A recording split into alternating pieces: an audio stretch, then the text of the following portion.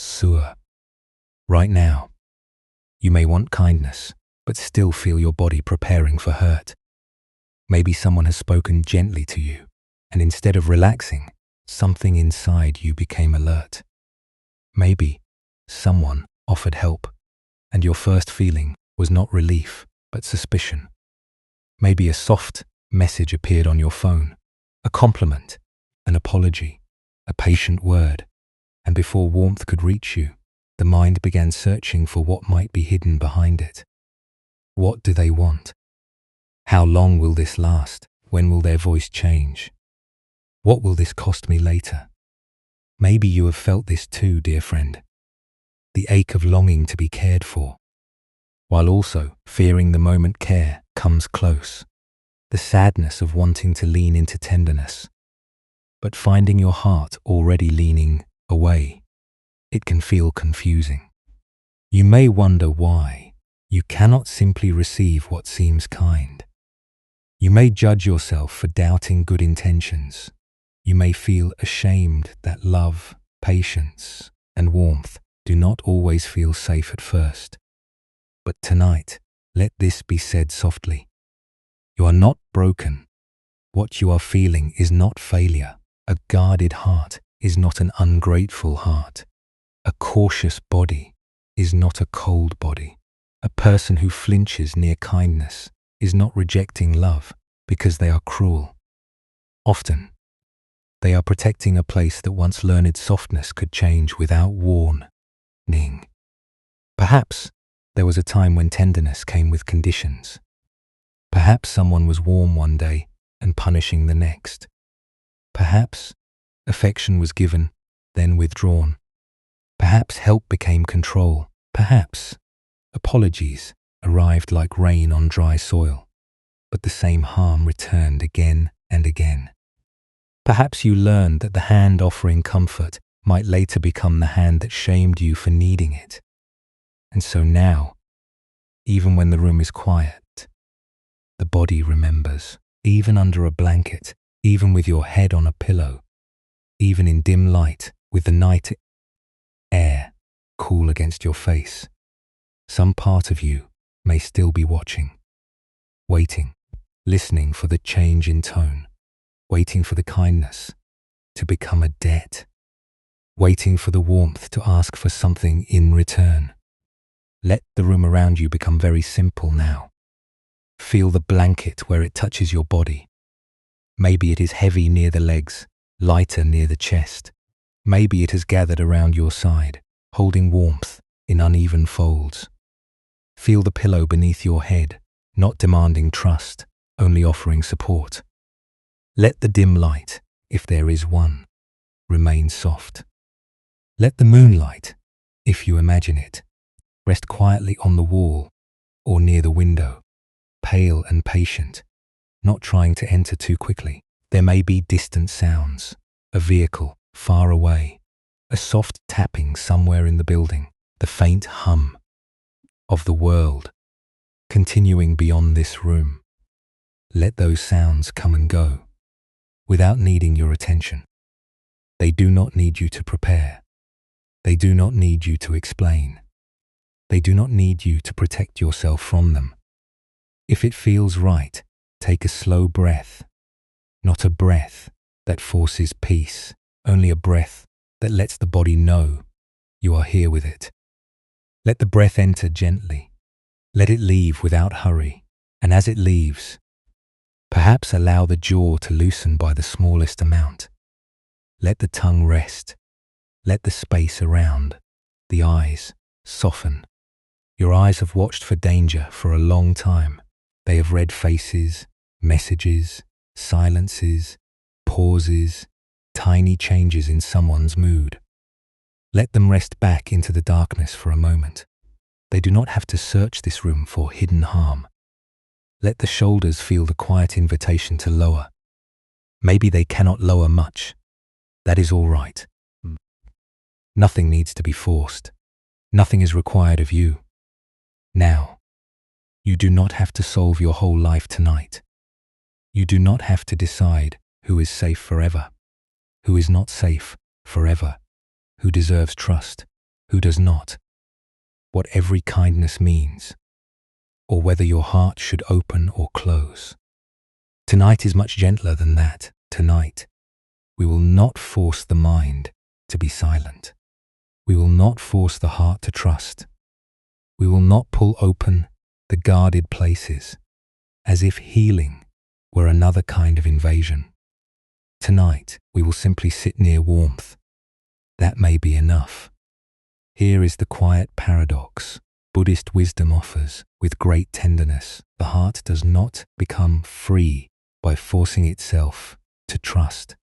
It becomes free when it can meet its fear with compassion and receive warmth one small breath at a time. This is not blind trust. It is not naivety. It is not ignoring the wisdom of your experience. Buddhist wisdom does not ask you to step into harm and call it peace. It asks something subtler. It asks whether the past must continue deciding that all warmth is danger. It asks whether protection can become so tight that it begins to keep out the very kindness your tired heart needs.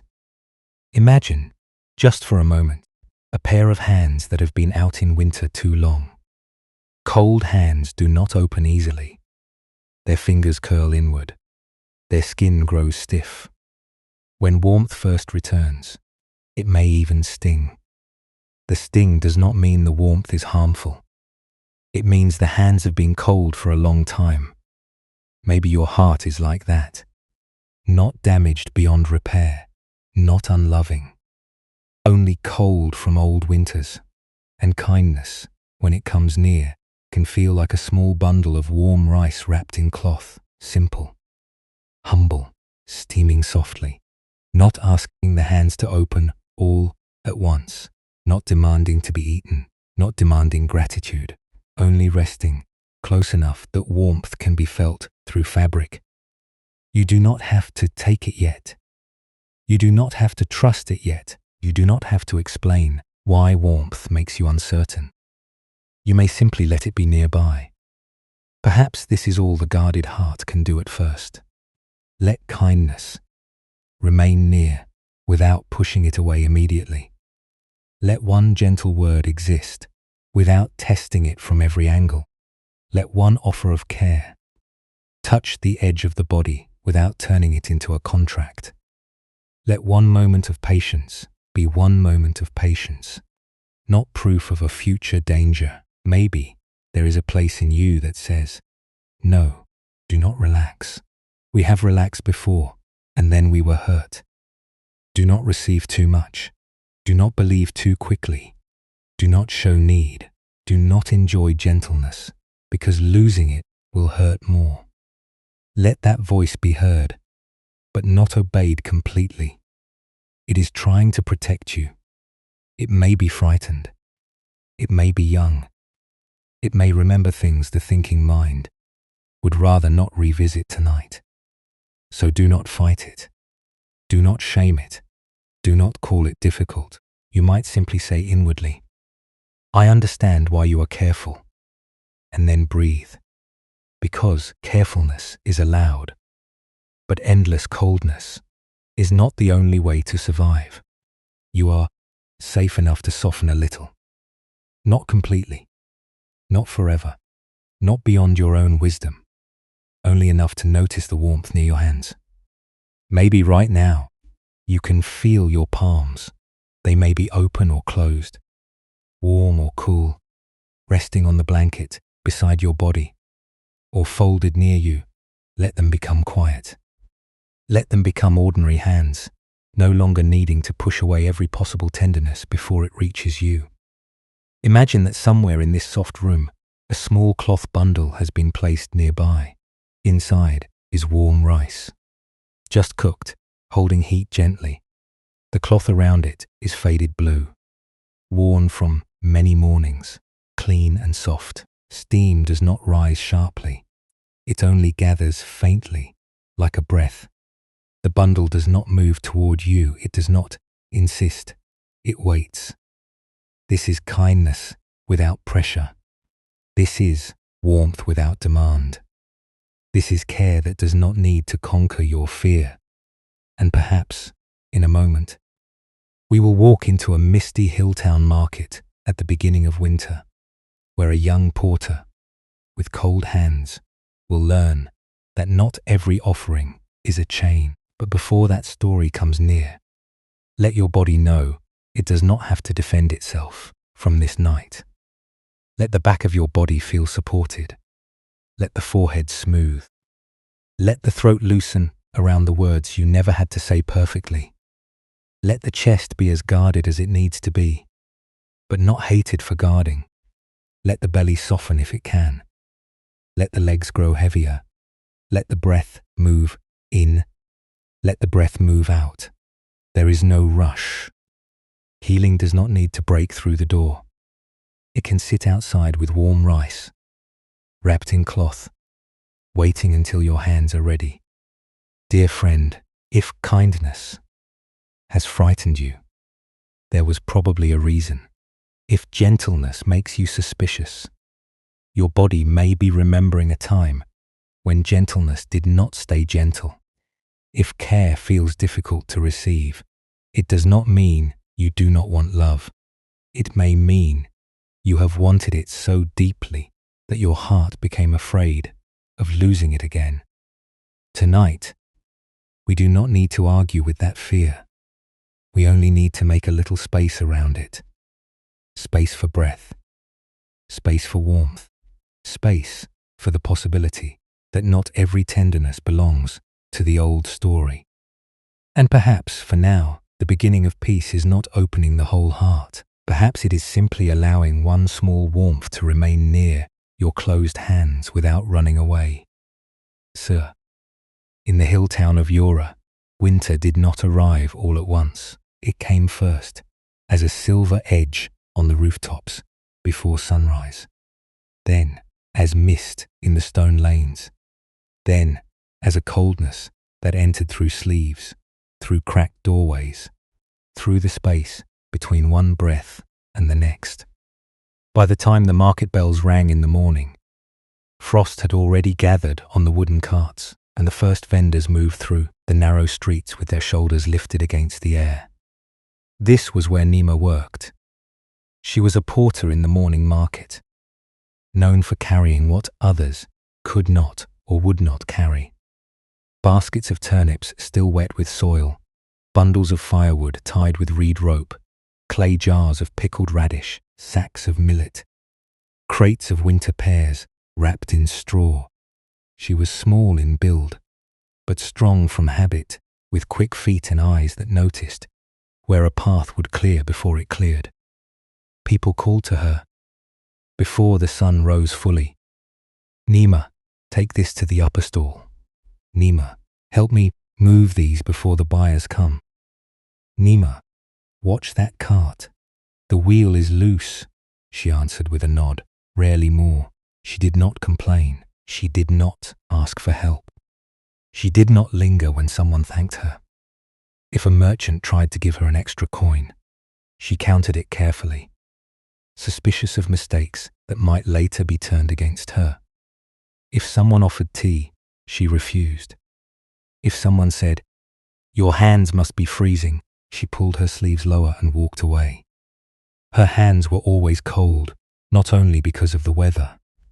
There are kinds of coldness that begin in the skin, and kinds that begin much deeper. Nima had learned young that kindness could arrive smiling and leave with a debt.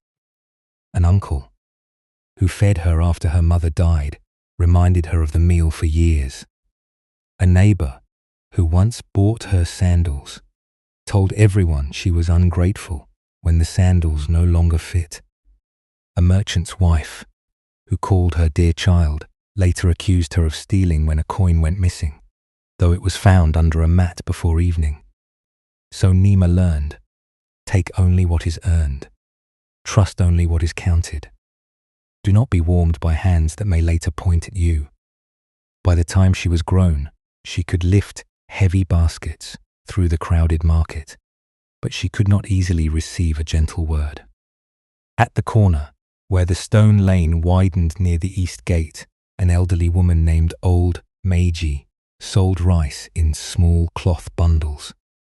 She had no large stall, only a low wooden crate, a round bamboo steamer, and a charcoal pot that glowed red beneath the morning mist. Her back was bent, and her hair was wrapped in a grey scarf. Her hands moved slowly, but nothing she touched seemed rushed. She would scoop warm rice onto a square of cloth, add a pinch of salt and sesame, fold the corners inward, and tie the bundle with a soft twist. Some cloths were brown, some were white. Some had been mended many times. The blue ones were faded almost to the color of winter sky. People came to her not only because the rice was good, but because she never hurried anyone. Children stood near the steam to warm their cheeks. Old men bought one bundle and ate it over many small bites. Farmers carried the rice under their jackets as they walked into the fields, letting it warm their ribs before eating. Meiji noticed Nima on the first very cold morning of that winter. The young porter was carrying 2 baskets of daikon radishes, one against each hip. Her fingers were red from the handles. Mist clung to her hair. When she set the baskets down near the vegetable stall, she flexed her hands quickly, as if pain were something she could shake out before anyone saw. Old Meiji folded a bundle of rice into faded blue cloth. When Nima passed, Meiji held it out. "For your hands," she said. Nima stopped, only because the woman had stepped partly into her path. "I did not order rice. I know. I have no coin for it. I did not ask for coin." Nima's eyes narrowed.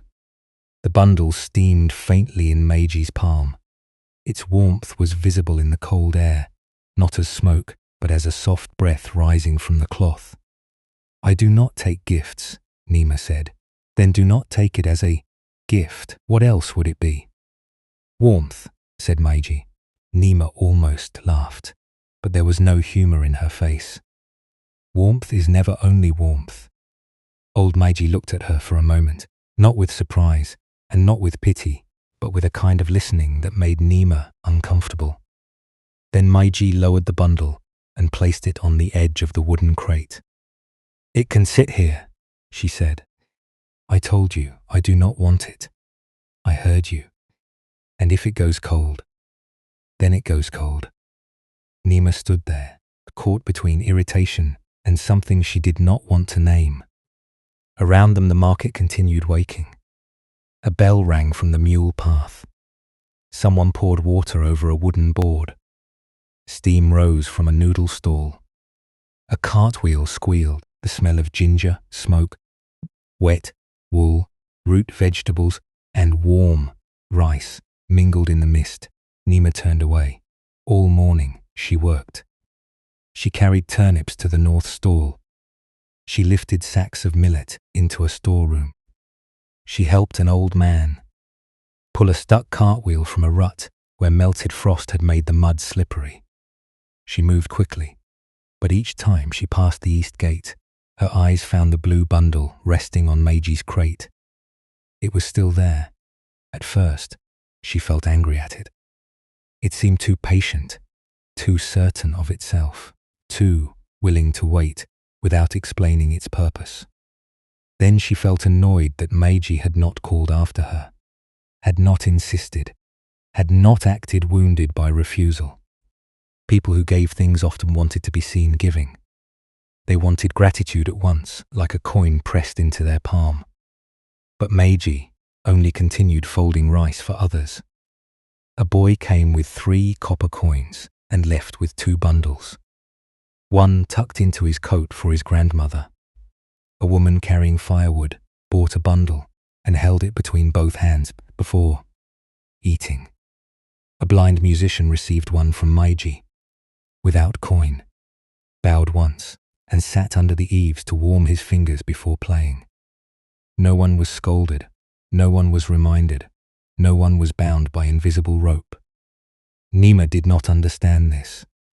Near midday, When the mist lifted and the sun shone weakly on the wet stone, a child ran through the market carrying a pouch of coins.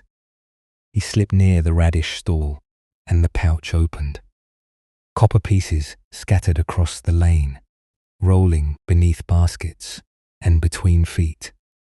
Without thinking, Nima set down the bundle she was carrying and crouched. Her hands moved fast. She gathered the coins before they could disappear into cracks between the stones. She reached under a cart, found 2 more, and placed them in the child's pouch. The child looked at her with wide, grateful eyes.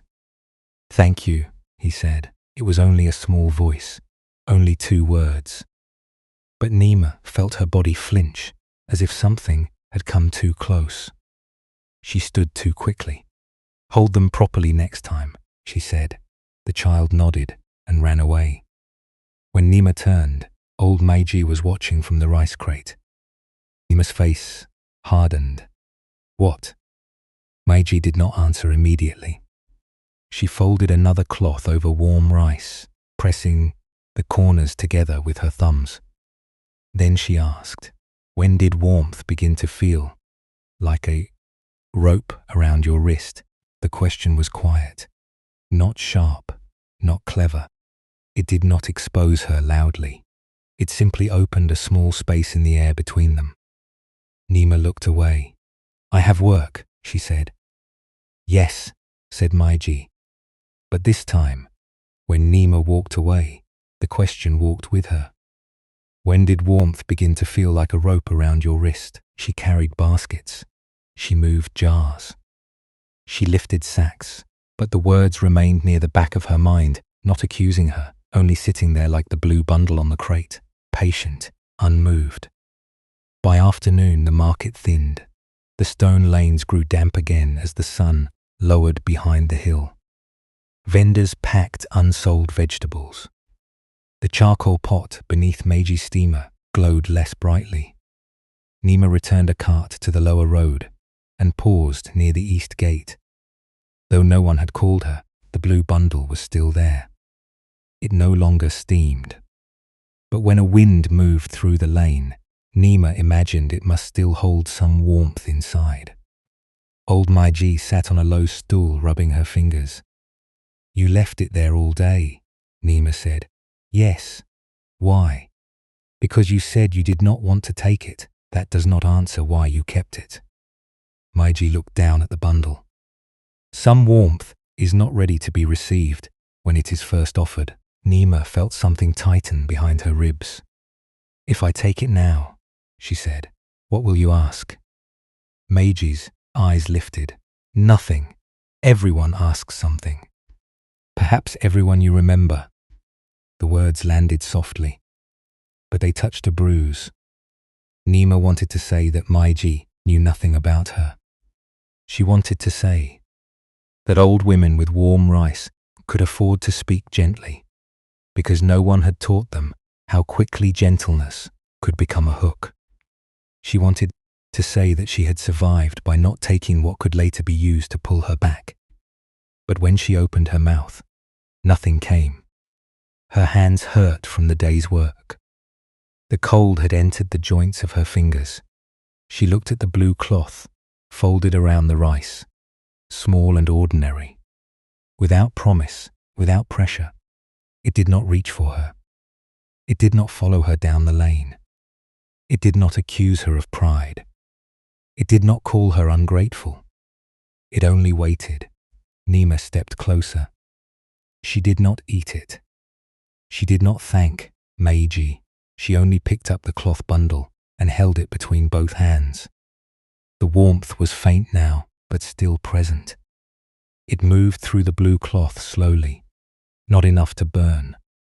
Burn, not enough to overwhelm, only enough to let her feel how cold her fingers had become. A strange ache rose in her throat. Not hunger, not exactly sadness, recognition.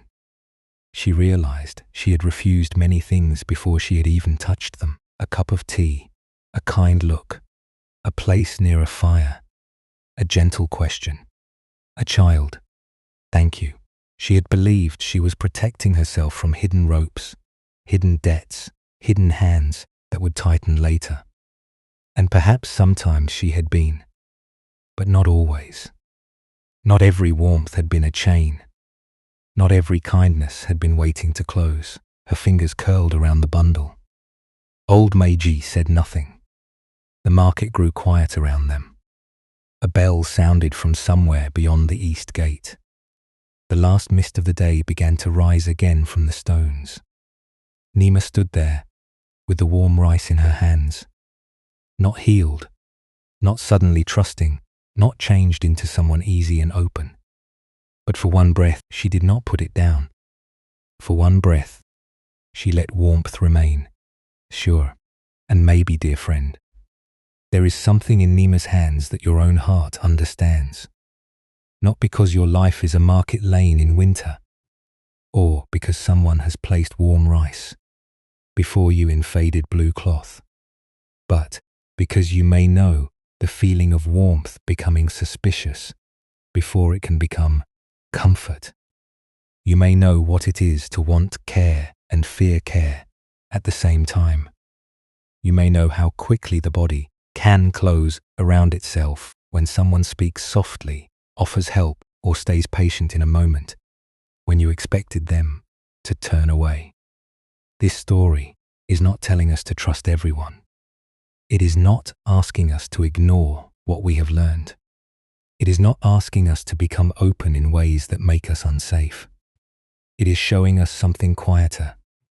It is showing us the difference between wise protection and old fear, continuing to guard a door, even when the danger is no longer standing there. Nima's refusal was not foolish. It came from somewhere real. She had known kindness that left a mark. She had known gifts that became chains. She had known warmth that later demanded repayment with shame, obedience, silence, or gratitude beyond what the heart could honestly give. So when old Meiji offered rice, Nima was not only seeing rice, she was seeing every old hand that had offered something, and later used the offering to pull her closer than she wanted to be. This is how pain teaches the body. The mind may forget details, but the body remembers patterns. A certain tone, a certain softness before disappointment, a certain offer that sounds generous but feels like a hook. And then, even when a new kindness arrives without those old intentions, the body may prepare for the old ending. The suffering was not only in what happened long ago, it was also in the way the past had kept entering every new moment before the new moment had a chance to reveal itself. Buddhist wisdom helps us see this. Without blame, it does not say, you should be over this. It does not say, if you were wise, you would trust easily. It simply invites us to notice how the mind creates a second wound after the first wound has already happened. The first pain is that someone's kindness was not safe. Someone's affection changed into control. Someone's help became a debt. Someone's apology became a way to avoid real change. Someone's tenderness disappeared when you needed it most. That pain is real. It deserves respect. It deserves protection. It deserves the kind of honesty that says, yes, that hurt, and yes, it taught me to be careful. But then the second pain begins when the mind decides that all warmth must be dangerous. All kindness must hide a cost. All gentleness must eventually become disappointment. All closeness must end in the same old ache. This second pain tries to keep you safe, but it also keeps you cold. It keeps the hands curled inward. And perhaps this is where attachment appears in a subtle form. We often think of attachment as clinging to someone we love or clinging to something we want. But sometimes the heart becomes attached to protection itself, attached to distance, attached to suspicion, attached to the feeling of being unreachable, because unreachable once felt safer than being hurt again. Suspicion can become familiar. Distance can feel like control. Refusing warmth can feel like strength. But what protects us in one season may imprison us in another. Cold hands curl inward to survive the cold. But if they remain closed when warmth returns, they cannot receive what might help them thaw. This does not mean you must open quickly. A hand forced open is not a healed hand. A heart forced to trust is not a peaceful heart. Letting go here does not mean dropping discernment. It means loosening the grip around the old conclusion that says kindness always becomes pain. Letting go means allowing one moment to be seen as one moment.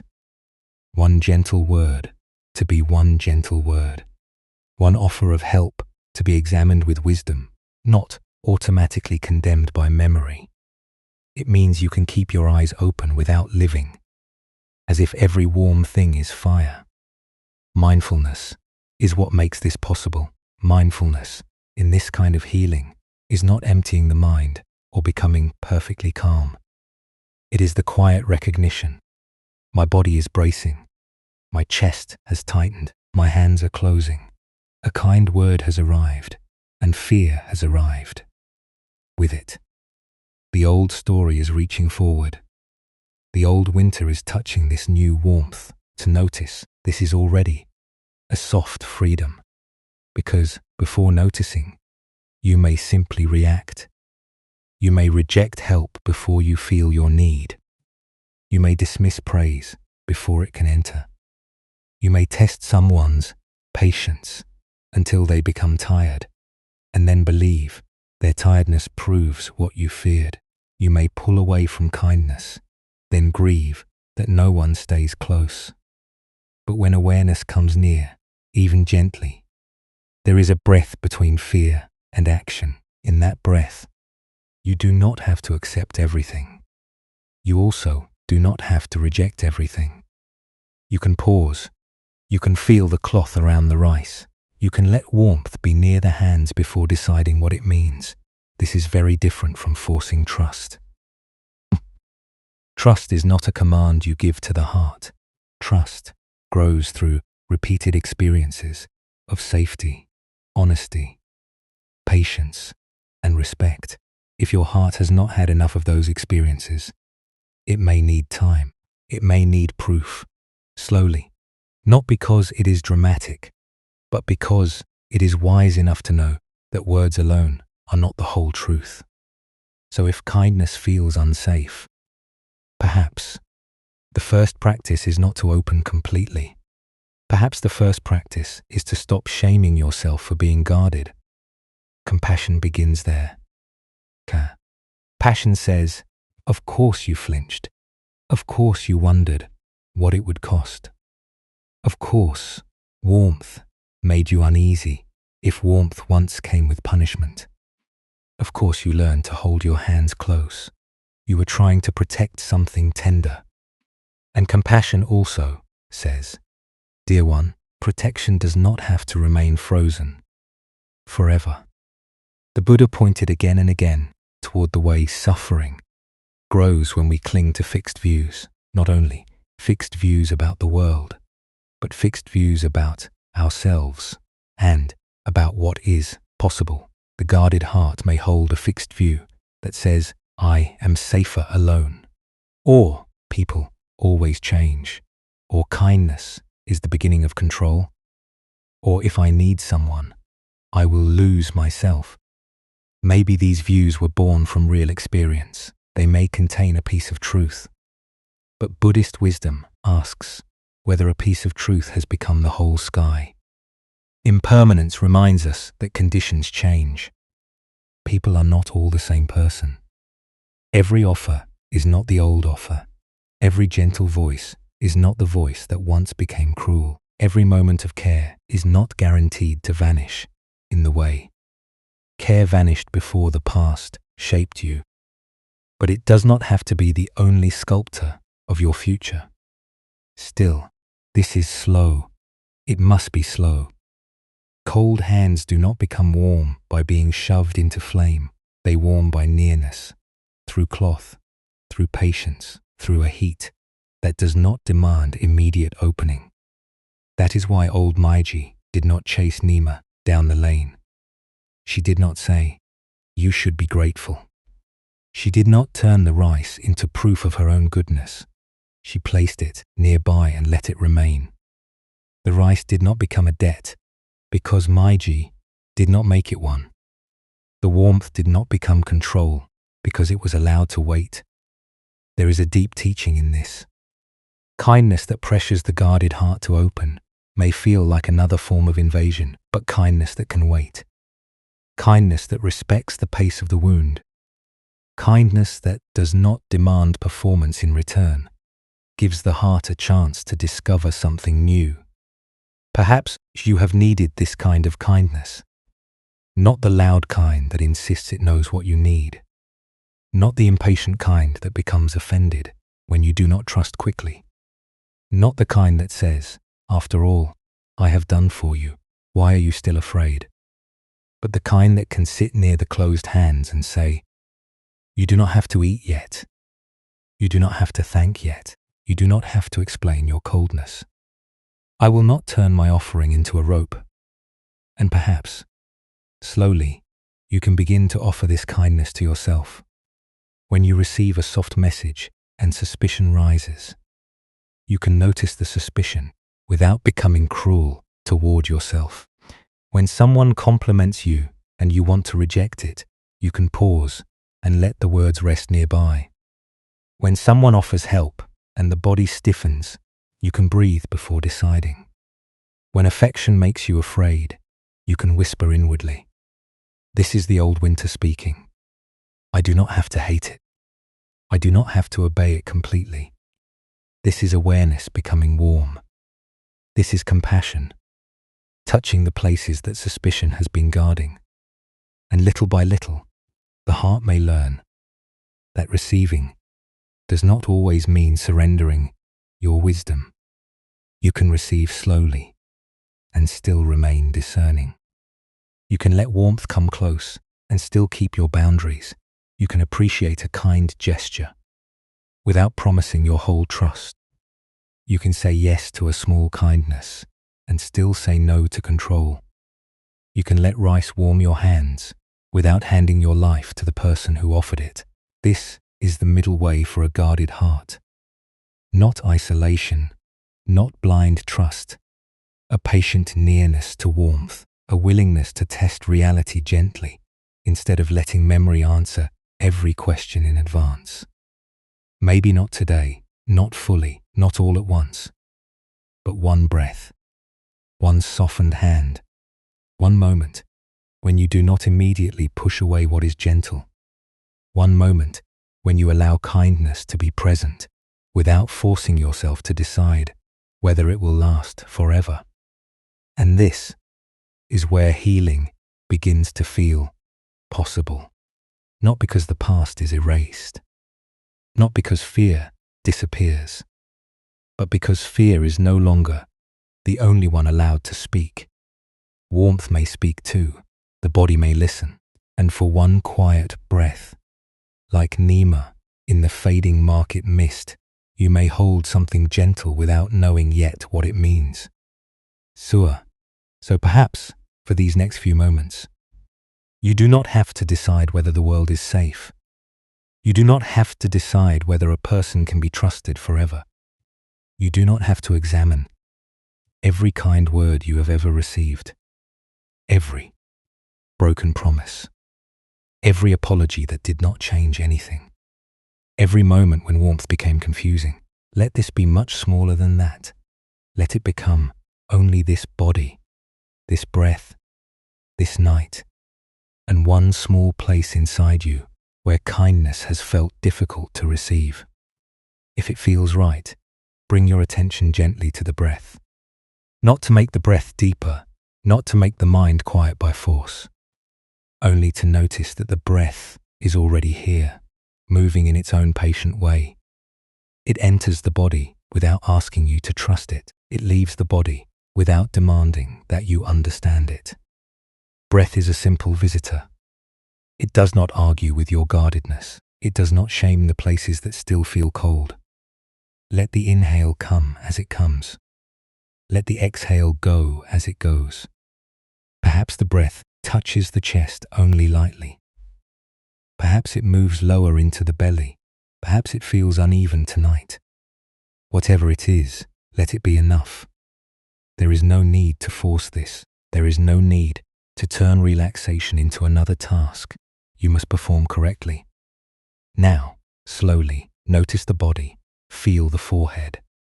Maybe it has been alert for a long time, trying to read signs before harm arrives. Let the forehead soften if it can. Feel the eyes resting in the face.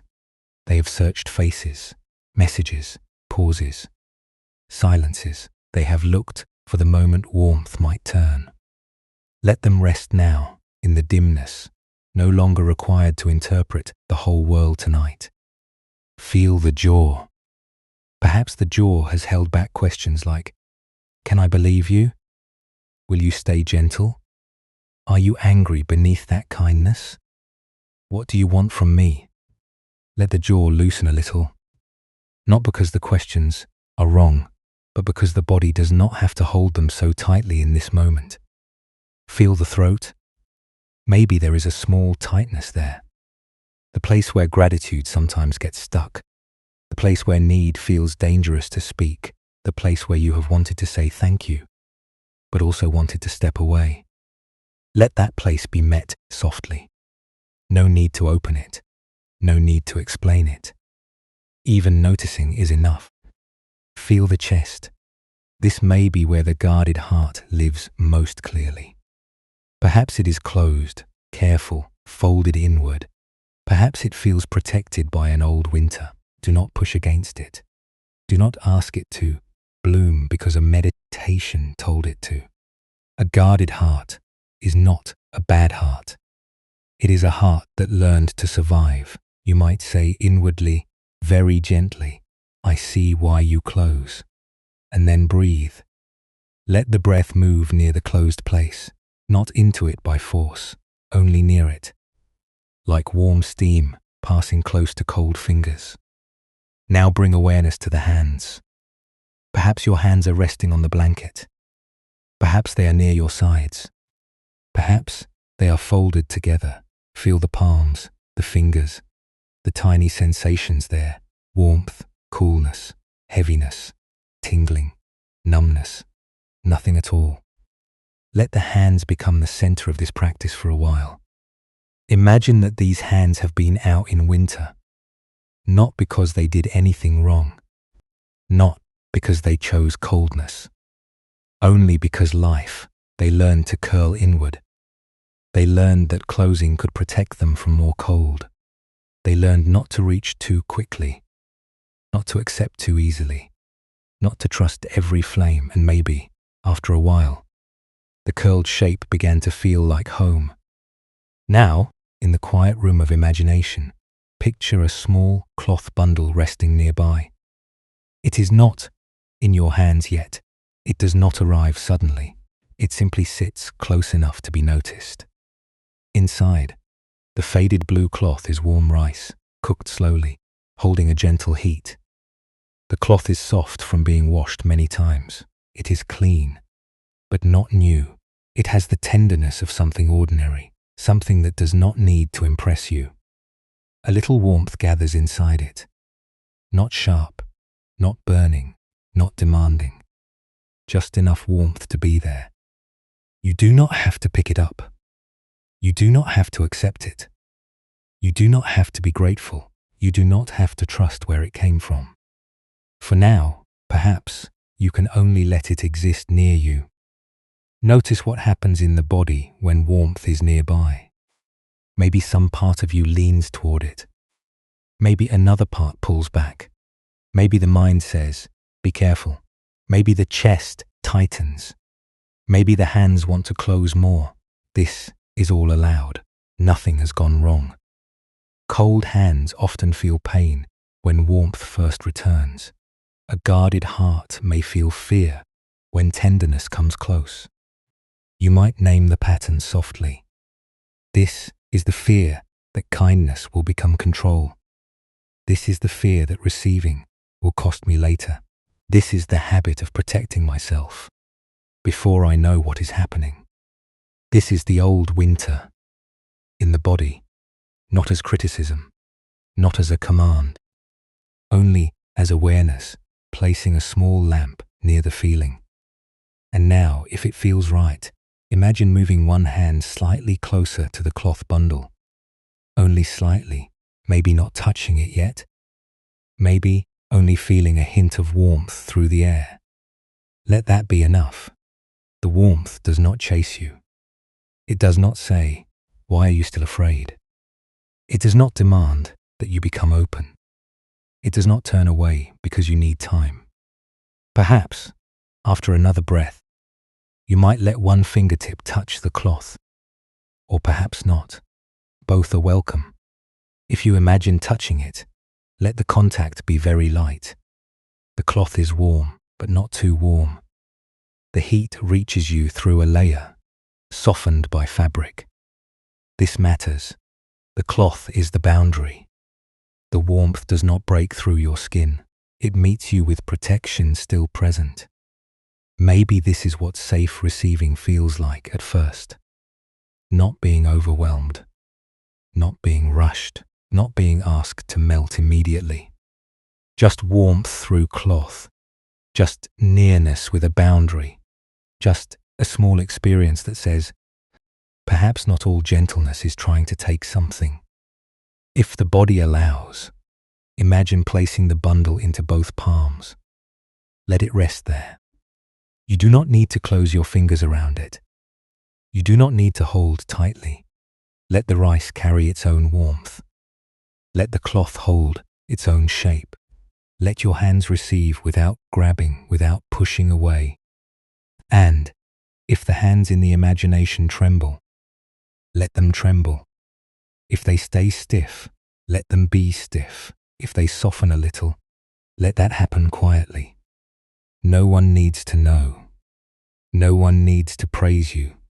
No one needs to measure the progress of your heart. This is a private moment of patient nearness. Take a slow breath. The warmth remains. Take another. The hands remain. Take another. The guarded place does not have to disappear. Now perhaps, place one worry into the cloth bundle. Not all of your fear, not the whole history, just one small worry that appears when kindness comes close. Maybe the worry says, they will change. Maybe it says, I will owe them. Maybe it says, if I need this, I will become weak. Maybe it says, if I enjoy warmth, losing it will destroy me. Let that worry become very small, like a grain of uncooked rice, hard and pale.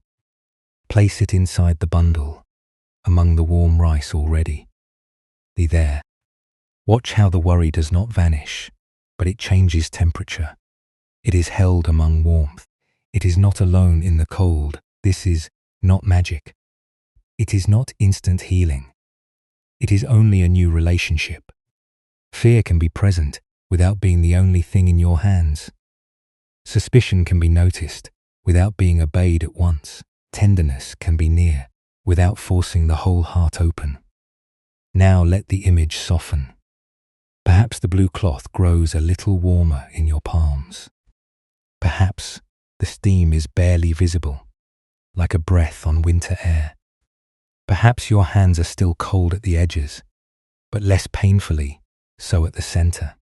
Perhaps the fingers uncurl by a small degree, not because they were commanded, but because warmth has been patient. Return now to the room you are actually in. Feel the blanket. Feel the pillow. Feel the air at your face. Hear any distant sound that comes and passes. Let the imagined bundle remain in your palms or nearby. Wherever feels safest, you can put it down at any time. You can come back whenever you are ready. You do not need to carry it all night if that feels like too much. You do not need to prove that you are healed by holding warmth longer than you want to. The practice is simply this: to notice the old closing, to honor why it came, and to let one gentle thing remain near for one breath more than before. Maybe tomorrow, kindness will still feel complicated. Maybe someone's softness will still make you suspicious. Maybe a compliment will still be hard to receive. Maybe help will still feel dangerous. That does not mean you failed tonight. It only means the hands were cold for a long time. They will need patience, warmth, and many small moments of safety. For now, nothing needs to be forced. Nothing needs to be opened. Nothing needs to be trusted all at once. Let the body be here. Let the breath be here. Let the cloth bundle rest where it rests. Let warmth come only as close as wisdom allows. And perhaps, for this moment, you can sense the smallest possibility that kindness may wait near you, without becoming a rope, without becoming a debt, without becoming danger. Only warmth, only cloth, only hands learning slowly that they do not have to stay closed forever. Surah. And as that small bundle of warmth rests in the quiet of your imagination, another story can come near. Softer than footsteps in snow. There was once an incense maker named Tavo who lived on the lower road beneath a winter monastery. His hut stood where the pine forest began to climb toward the bell hall, and all through the cold months, a pale ribbon of smoke could be seen rising from his roof. Inside, shelves were lined with bundles of dried cedar, powdered herbs, ground bark, resin, and narrow trays where incense sticks rested in careful rows. Tavo's work was delicate. He knew how much water to add to cedar dust by the sound it made under his fingers. He knew which resin burned too sharply, and which one released its scent slowly, like a memory entering a room without knocking. Monks from the monastery came to him for incense before ceremonies. Travelers bought small bundles for altars at home. Villagers said his incense had a quiet heart. But Tavo himself did not feel quiet. Years before, a wealthy patron had helped him after a fire, destroyed his first workshop. The man gave wood, coins, tools, and bowls of rice in the cold season. Tavo had been grateful, more than grateful. He had believed, for a short time, that kindness could arrive without cruelty hidden beneath it. Then the requests began. First, small favors, then unpaid work, then public praise that felt like a hand on the back of his neck. When Tavo hesitated, the patron reminded him of every gift: the wood, the coins, the tools, the rice. In time, the help that once felt like warmth became a cage built from gratitude. Tavo repaid everything he could. He rebuilt his shop with his own hands. He refused the patron's next offer and every offer after that. But the deeper debt stayed in his body. From then on, whenever someone gave him anything, even a cup of tea, even a place beside a fire, he felt the old rope tighten around his breath. So he became careful, too careful. He sold incense at a fair price and accepted no extras. If monks invited him to eat after delivering supplies, he bowed and left. If someone praised his work, he lowered his eyes and changed the subject. If a neighbor brought soup in winter, he returned the bowl, full of dried mushrooms, before sunset. He believed this was freedom, but it was also loneliness wearing the robes of discipline. One dusk, snow began falling. Before Tavo finished binding incense for the monastery bell hall, the air turned thick and grey. Pine branches lowered under the white weight. The road up the hill disappeared, a little at a time, as if the world were being erased from the edges inward. Tavo wrapped the incense bundles in oiled paper and tied them to his chest beneath his cloak. He told himself he would go quickly, deliver them, refuse tea, refuse food, refuse any invitation to stay, and return before the path became dangerous. By the time he reached the bell hall, dusk had deepened into blue shadow. The hall stood apart from the main monastery buildings, built of dark wood on stone steps. Snow gathered along its roof and on the shoulders of the bronze bell hanging inside. The bell was enormous, greened by age in places, polished golden brown where hands had touched it over many years. Oil lamps burned low along the beams. Their light trembled on the floorboards.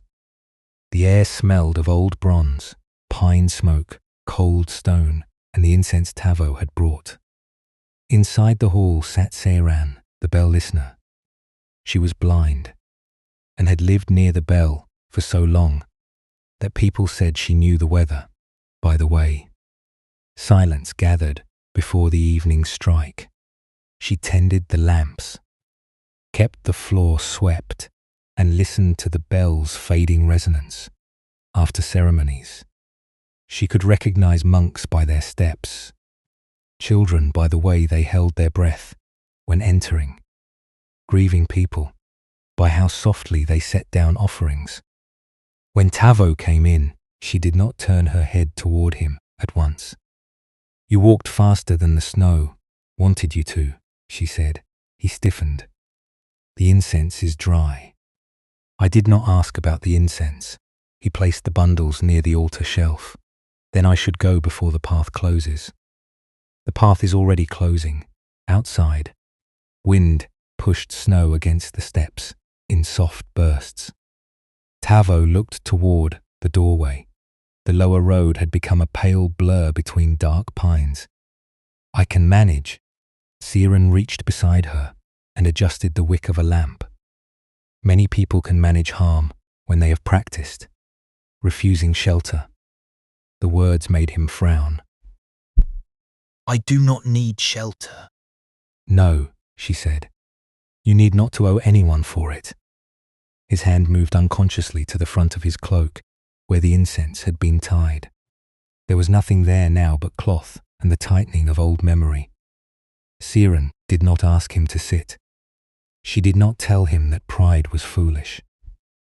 She only reached behind a wooden screen and brought out a cracked clay warming bowl. It was round and shallow, with a dark line running along one side where it had once broken and been repaired. Inside was rice, still warm, covered by a square of white cotton cloth. She placed it on the floor beside him, not directly before him, but near enough that its warmth touched the cold air around his hands. Tavo stepped back. "I have eaten." "No, I will eat when I return." "Perhaps." "I do not take food from the monastery. It is not from the monastery." He looked at the bowl. "Then from whom?" Seiran smiled faintly. "From rice, from water, from fire, from the novice who forgot to eat it before chanting practice. If you need a debt, you may thank the stove." Tavo did not smile. The bowl sat there between them, covered in white cloth. Steam gathered beneath the fabric and lifted it barely, then let it fall. "I do not want it," he said. "You do not have to want it." "I will not eat it." "You do not have to eat it." "I will not thank you for it." "You do not have to thank me." His irritation sharpened, because there was nothing to push against. A person who demanded gratitude could be refused. A person who disguised control as generosity could be exposed. But Seiran only sat in the lamplight, her blind eyes lowered, her hands resting on her knees, as if the bowl had no ambition beyond warmth. This made Tavo uneasy. Kindness without pressure felt unfinished to him, like a sentence waiting to reveal its trap. The snow thickened. No one came from the main monastery. The bell hall grew quieter, wrapped in winter. Tavo remained standing longer than was natural. His feet hurt from the climb. His fingers were cold, though he had curled them inside his sleeves. The bowl remained near him, heat passing through the cotton, gentle and patient. At last, because standing seemed more foolish than sitting, he lowered himself onto the floor. But he sat far from the bowl. Seren listened. You sit like a man guarding a door that is already open. Tavo looked toward her sharply. You speak as if you know me. I know the sound of refusal, she said. But the wind struck the hall, and snow hissed along the outer wall. The lamps bent and recovered. Somewhere in the monastery, a wooden clapper sounded once, calling the evening strike. A young monk entered, bowed, and took the suspended log used to sound the bell. Tavo looked down. He did not like ceremonies. He did not like being drawn into other people's reverence. He preferred to deliver what was needed and leave before anyone could turn his presence into belonging. The monk drew the log back. The bronze bell sounded. Its first note was deep enough to seem older than the hall itself. It filled the wooden beams, entered the floor, trembled in the oil lamps, and passed through the cold air like a great warm animal breathing. Once the sound moved into Tavo's chest before he could protect himself from it. The cracked clay bowl vibrated. The white cloth trembled. Tavo saw the rice beneath it shift slightly with the sound. The bell's resonance slowly widened, then thinned. It did not end quickly. It continued in the body after the ear could no longer hold it clearly.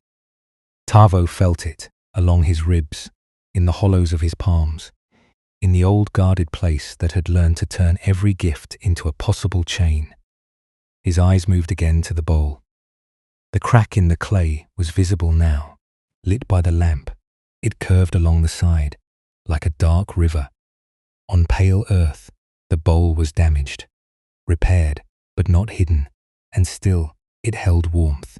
Still it carried rice. Still it did what a bowl was meant to do, not because it had never been broken, but because the break had not become its only truth. For a moment, Tavo forgot to resist. Then a small sound came from the doorway. A novice stood there, younger than the monk who had struck the bell, perhaps 12 years old, shivering in a robe too thin for the storm. He held a stack of folded altar cloths and looked embarrassed to have entered during the fading sound. Seren turned her face toward him. You forgot your rice. The novice bowed quickly. I will eat after I put these away. His teeth touched once from cold. Tavo looked at the warming bowl. The old habit moved in him. Keep distance. Do not touch what is offered. Do not become part of the exchange. Do not owe. Do not give. Do not receive. Stay clear. Then he noticed his own hands. They were half open on his knees, not fully relaxed, not trusting, but not fists. He inhaled. The bell's last vibration was still somewhere in the wood. Tavo reached for the bowl. He did not eat from it. He did not claim it. He did not make a speech. He only slid it across the floor toward the novice, careful to keep the cloth over the rice so the warmth would stay. Hold this first, he said.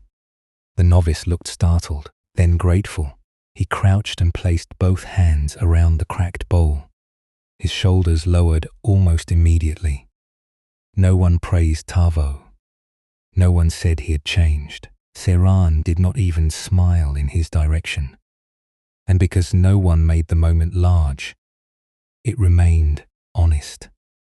Tavo felt the old suspicion return, but it returned more quietly. It asked whether this kindness would cost him. It asked whether allowing warmth to move through his hands meant he was becoming foolish again. It asked whether the world could still use gentleness against him. He did not answer the questions. He simply watched the novice warm his hands. And in that watching, something small shifted.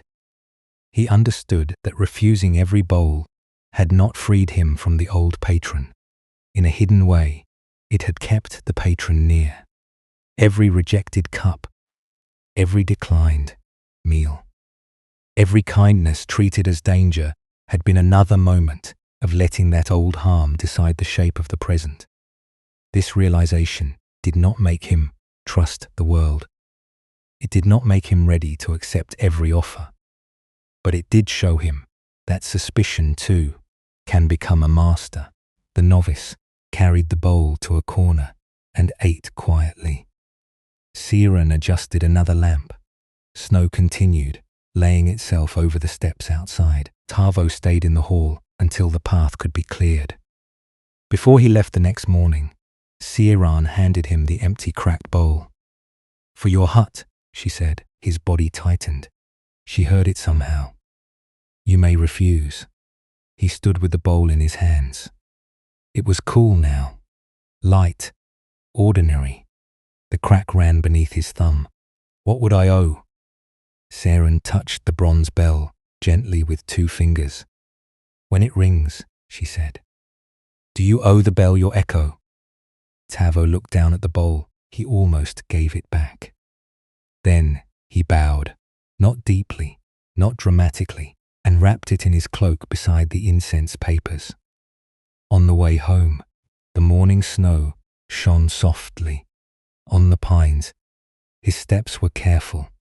His heart remained guarded. But inside his cloak, the cracked bowl touched his side, and he did not feel chained by its weight. Not free of fear, not untouched by memory, only walking with one small warmth he had not pushed away. Sur. And perhaps, dear friend, this is where the story begins to move from the old bell hall into the hidden chambers of your own heart. Because fear of kindness is not simple. It is not only a thought that says, "Be careful." It is often a whole inner world built around the memory of warmth becoming unsafe. It can live in the body before the mind has words for it. It can appear in the stomach when someone is patient with you. It can appear in the throat when someone says they care. It can appear in the hands when help is offered and you do not know whether to reach out or pull away. This fear is not foolish. It is a form of intelligence that once tried to keep you alive, protected, less exposed to disappointment. But when protection forgets how to soften, it can begin to create the very loneliness it was trying to prevent. The first, pain, is what life brought. Someone may have been gentle, then harmful. Someone may have given care, then used that care to control you. Someone may have promised safety, then disappeared. Someone may have apologized, then repeated the same wound. Someone may have loved you only when you were easy, grateful, quiet, or useful. That first pain was real. It entered the body. It taught the nervous system to watch closely. It gave the heart reasons to close. But then the second pain begins when the mind says, "Because that happened, I must never let warmth come close again." Because one kindness became a chain. Every kindness must be inspected as if it is already a chain. Because one person changed, every gentle voice is only waiting to change. Because I was hurt. When I opened, I must make distance my home. This second pain is often quieter than the first, but it lasts longer. It turns the world into a place where every soft thing must prove it is not dangerous before you can breathe near it. It makes love feel like a test. It makes comfort feel like a trap. It makes compliments feel suspicious. Apologies feel staged. Patience feel temporary. And affection feel like something that may disappear the moment you begin to need it. And because the mind is trying to control pain, It may begin rehearsing disappointment before disappointment has arrived. Maybe someone sends a kind message and the mind immediately begins preparing. For the moment, they will withdraw. Maybe someone offers help, and you imagine the future debt before the present kindness has even touched you.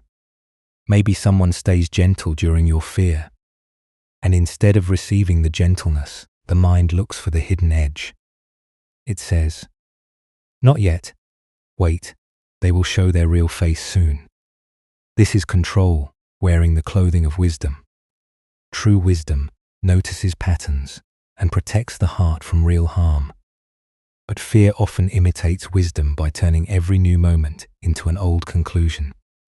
It does not ask, "What is actually happening here?" It says, "I already know what will happen." And in that way, the past becomes the only witness allowed to speak. Buddhist wisdom invites us to slow down enough to see this. It does not ask us to trust blindly. It does not ask us to throw away discernment. It asks us to notice the difference between present moment awareness and old fear moving ahead of us.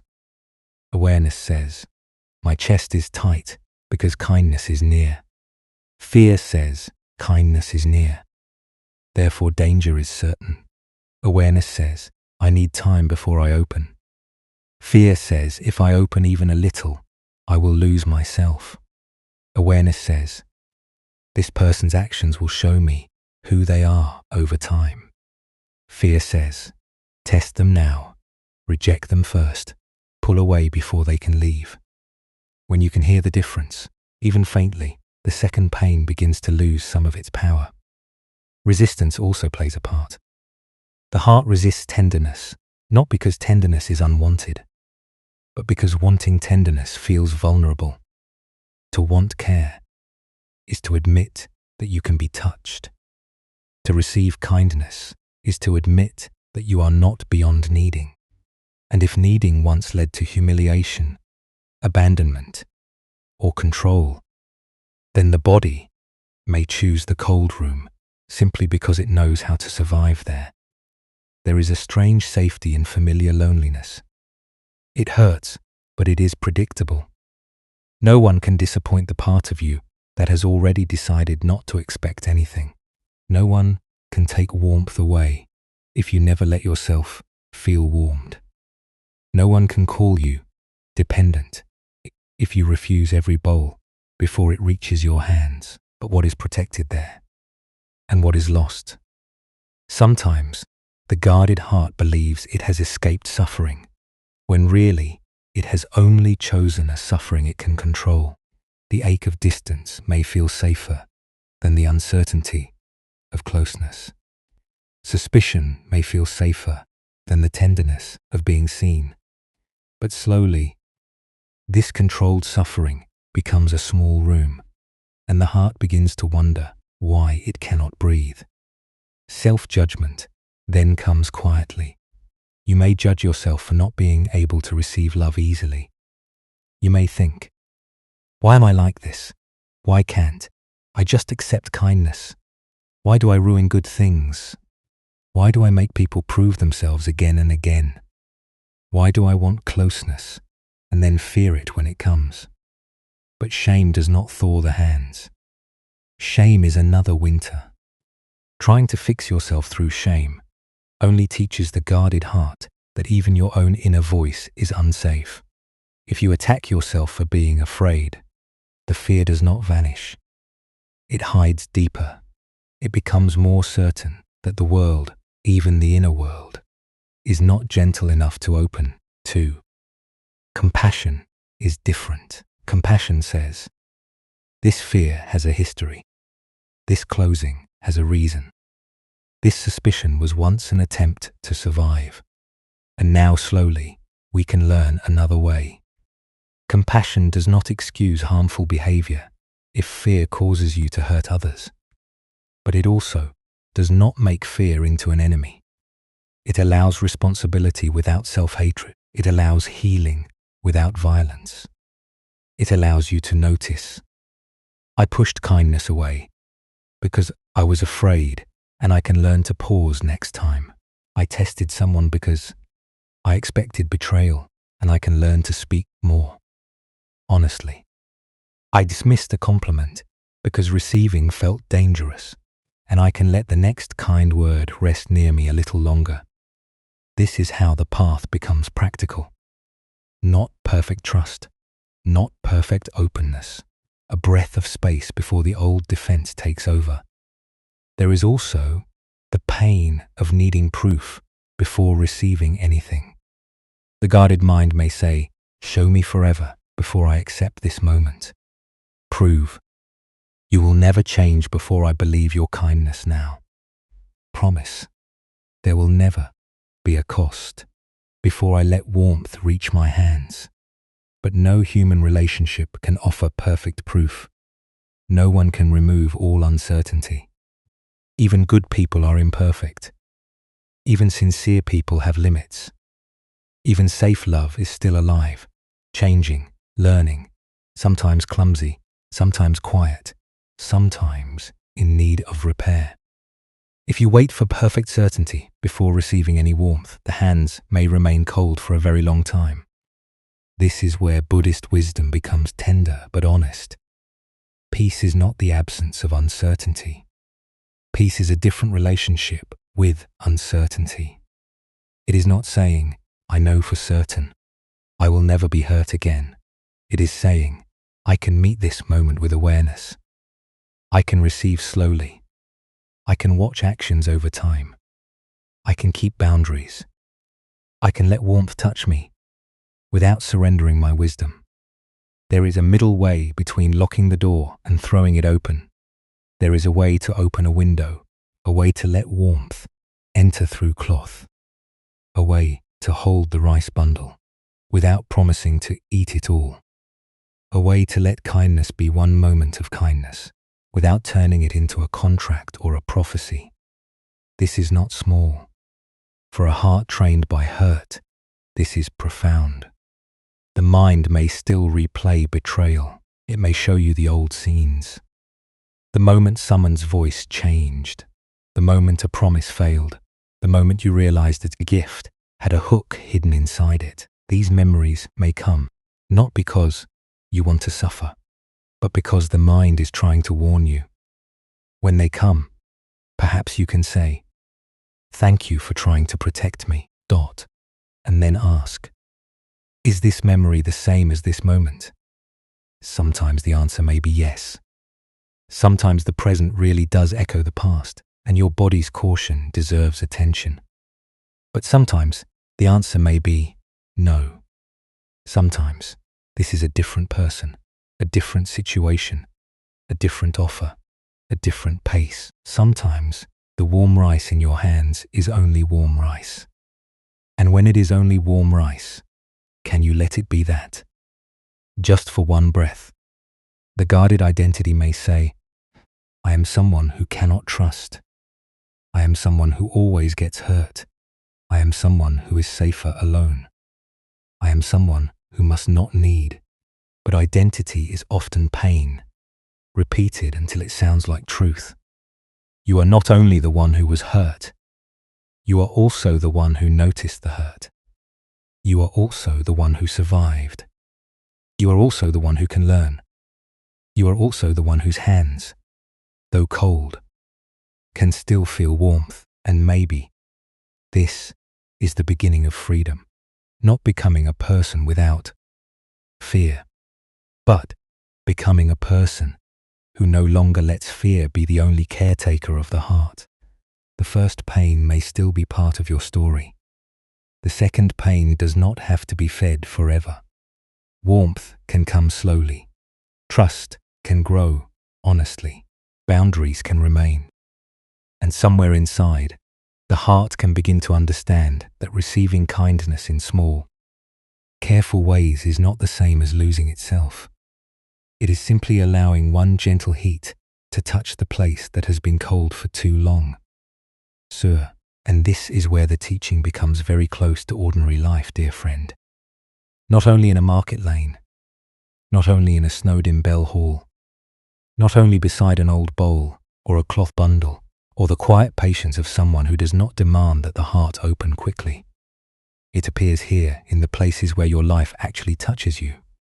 It appears when you are waiting for a text. The phone rests beside you, face down or glowing in your hand, and the whole body seems to lean toward it. Maybe someone has been kind to you, and now there is silence. Maybe they said something gentle earlier, and now the mind begins counting the minutes between replies. 1 minute becomes a question. 10 minutes becomes a story. An hour becomes evidence. The body tightens before anything has truly happened.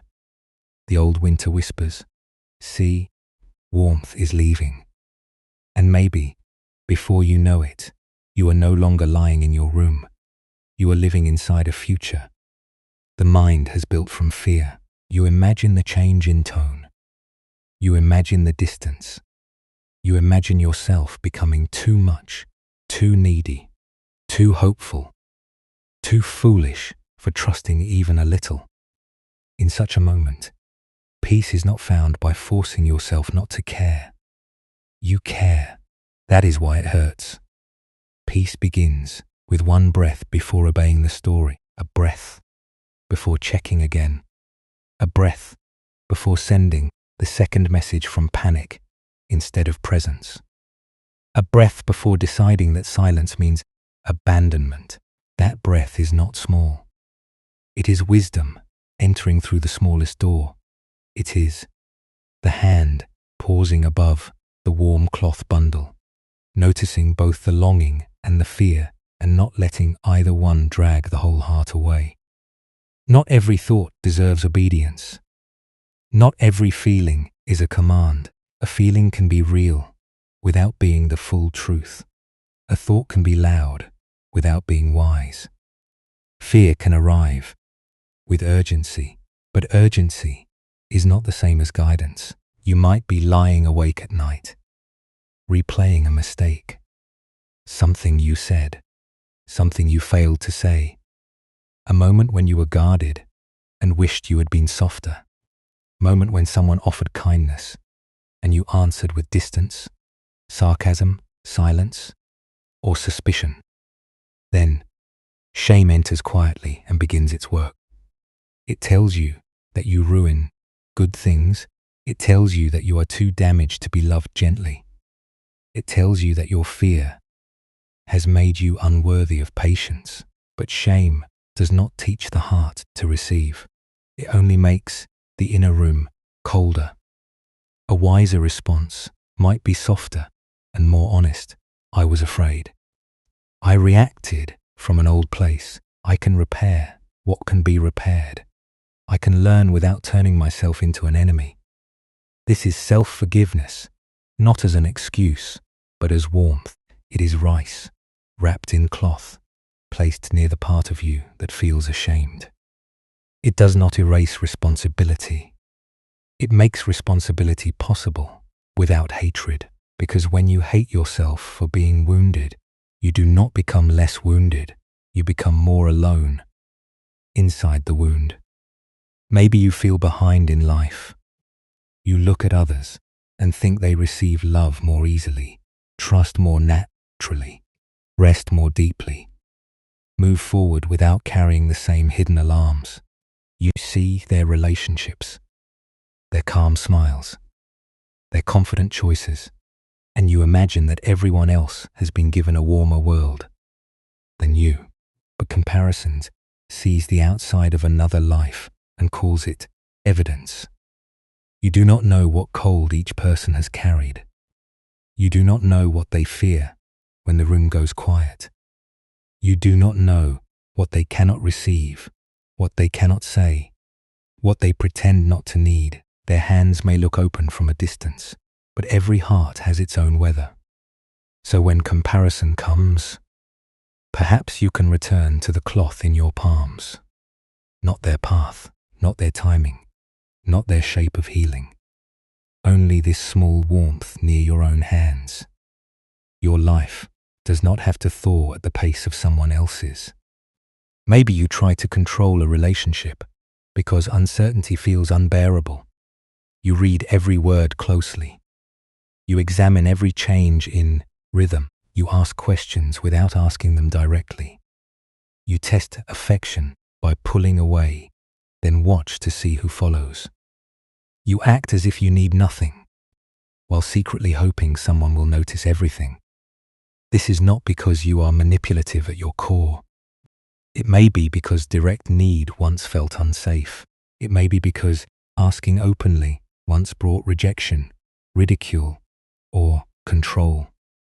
So the heart learned indirect ways to seek reassurance.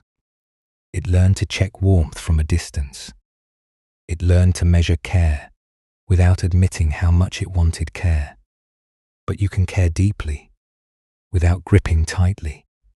You can want closeness without turning closeness into surveillance. You can ask more honestly, move more slowly, and still protect your dignity. Sometimes the practice is as simple as saying, "I felt afraid," when I did not hear from you, instead of punishing the other person for not guessing your fear. Sometimes the practice is saying, "I need time to receive this," instead of pretending you do not need anything. Sometimes the practice is saying, "Thank you," and letting the words stand, without immediately pushing the kindness away. A breath before answering is a form of wisdom. A pause before refusing help is a form of healing. Allowing a compliment to rest near you without arguing against it is a quiet act of courage. Someone may say, "You matter to me," and the old habit may answer, "No, I do not." Perhaps, just once, you do not have to fight the compliment or believe it completely. You can let it sit beside you like warm rice on a low wooden crate. You can say nothing for a moment. You can feel how the body reacts. You can notice the tightening, the doubt, the fear of debt. And then, perhaps you can answer simply, "Thank you," not because you are fully convinced, because you are practicing not pushing warmth away before it has even touched the cloth. Maybe you check your phone for reassurance again and again, not because the phone can truly comfort you, but because the heart is asking for proof that it has not been forgotten. Each glance gives a small taste of control, and then the hunger returns. This is how craving can feel in daily life. Not always craving for pleasure, but craving for certainty. Craving for a guarantee. Craving for proof that no one will leave, no one will change, no one will misunderstand you, no one will turn kindness into harm. But life does not give peace through endless checking. The screen can light up a room, but it cannot warm the deepest cold in the hands. So perhaps tonight or tomorrow, when the urge rises, you might place the phone down for one breath. Not forever, not as punishment. Only long enough to feel the body asking for safety. Long enough to offer the heart something steadier than another refresh. A palm on the chest, a slow exhale, the image of warm rice, wrapped in cloth, a simple inner sentence. I am feeling afraid of losing warmth. Naming the fear gently can sometimes soothe what checking cannot. Maybe you smile while feeling heavy inside. You answer people politely. You say you are fine. You keep the tone light because if you reveal how guarded or lonely you feel, you fear becoming a burden.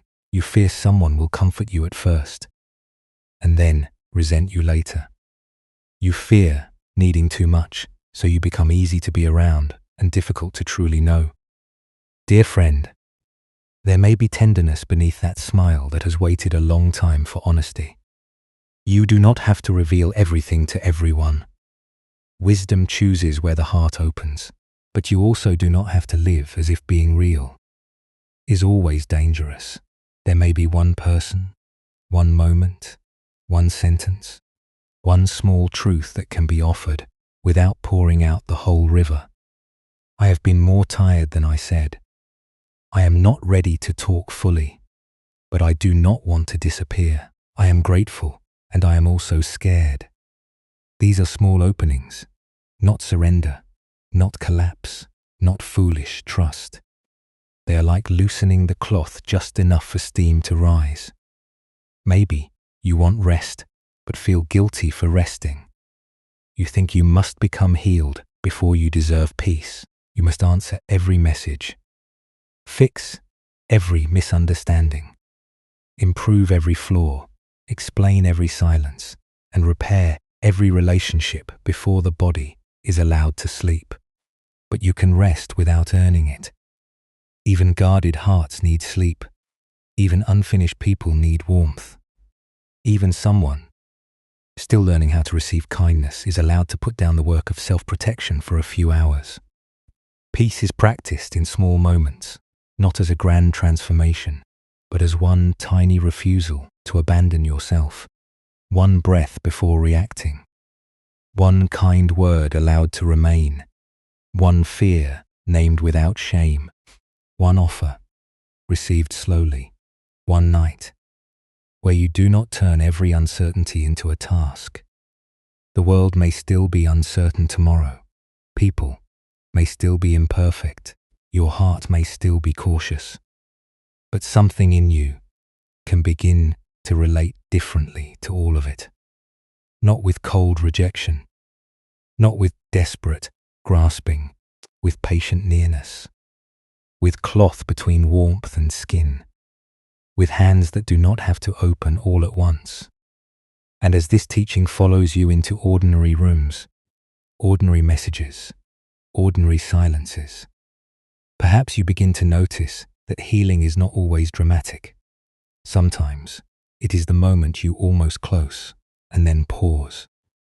Sometimes it is the moment you almost say, I need nothing, and instead admit, I need time. Sometimes it is the moment you almost treat fear as truth and instead let fear sit beside warmth without choosing for you. Tonight, nothing more is needed. The phone can wait. The future can remain unfinished.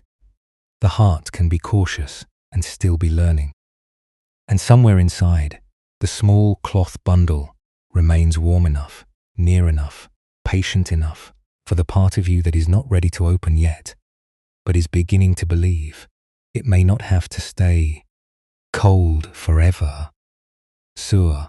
And now perhaps the night can become very quiet around this small warmth. There is nothing more to understand for a while, nothing more to repair, nothing more to examine under the bright light of the mind. The teaching has come close enough. Let it become less like words now and more like heat resting gently in the palms. Feel the body where it is, the blanket, the pillow, the soft weight of the room, the dimness gathered around the edges of your vision, or the darkness behind closed eyes. Perhaps moonlight is touching the window, or lying across the floor in a pale, silent shape. Perhaps the night outside is cool, with trees standing in stillness, leaves barely moving, the world breathing more slowly than it does by day. Let the body begin to follow that slower breathing. In and out. No need to deepen it. No need to make it beautiful. Just let the breath arrive, then leave. Let the forehead soften, as if it no longer has to read every expression. Let the eyes settle, no longer scanning. For the moment kindness changes. Let the jaw loosen, no longer preparing answers to questions. No one is asking tonight. Let the throat rest from all the words it did not know how to say. Let the chest be held as it is, careful if it is careful, tender if it is tender, tired if it is tired. Nothing inside you has to be corrected before sleep. Imagine again the warm rice wrapped in cloth, not far away now, near your hands. The faded blue cloth is soft from many washings. The warmth inside is quiet, steady, ordinary. It does not rise like flame. It does not demand that your fingers uncurl. It does not ask you to prove you are healed by holding it without fear. It only rests there, close enough, patient enough. Kindness, when it is safe, can have this quality. It does not rush the guarded places. It does not shame the coldness. It does not say, open now, believe now, be grateful now. It knows that the hands have their own timing. It knows that warmth must sometimes be felt through cloth before it can be received directly. Let your palms grow heavy, whether they are truly holding anything or resting empty on the blanket. Let them feel the image. Warmth under fabric, a small weight, a quiet offering that has no hook inside it. You may sleep before you trust everything. You may sleep before you understand every fear. You may sleep before every relationship feels clear. You may sleep with questions still unanswered, with tenderness still complicated, with the heart still learning the difference between danger and nearness. For tonight, you do not have to solve the whole story of love. You do not have to decide what every silence means. You do not have to replay the message, the conversation, the look, the pause, the old memory, the possible future. Let those things step back from the bed. Let them become distant, like a market after the stalls have closed, like a bell hall after the final sound has faded into wood and snow. Let the mind stop carrying them from one corner of the night to another. It has carried enough. If a thought comes, let it be a thought. If fear comes, let it be fear. If longing comes, let it be longing. None of them need to become a command. A thought may say, be careful. You can answer with breath. A feeling may say, pull away. You can answer with softness. A memory may say, this will happen again. You can answer, maybe, but not every warmth is the old warmth. And then no more arguing, only the breath, only the body, only the warmth in the palms. Let the shoulders sink as much as they are able. Let the back spread into the surface beneath you. Let the belly loosen around its quiet work. Let the legs become heavier. Let the feet stop holding the day. The body knows how to return to sleep when the mind stops demanding proof of safety from every corner of life. Not perfect safety, not permanent certainty, just enough safety for this breath, enough safety for this blanket, enough safety for these hands to rest without closing so tightly. Perhaps this is the feeling of returning home, not to a place where nothing painful ever happened, not to a self who was never hurt, but to the small inner room where warmth can wait without pressure, where your guarded heart is not scolded for guarding, where the younger part of you, the careful part, the part that learned to expect the cost behind kindness, can sit down near the rice bundle and not be hurried. Let that part of you sit. Let it keep its distance if it needs distance. Let it move closer if it wants to. Let it simply be near enough to feel that warmth exists. There is no ceremony required, no grand release, no sudden opening of the whole heart.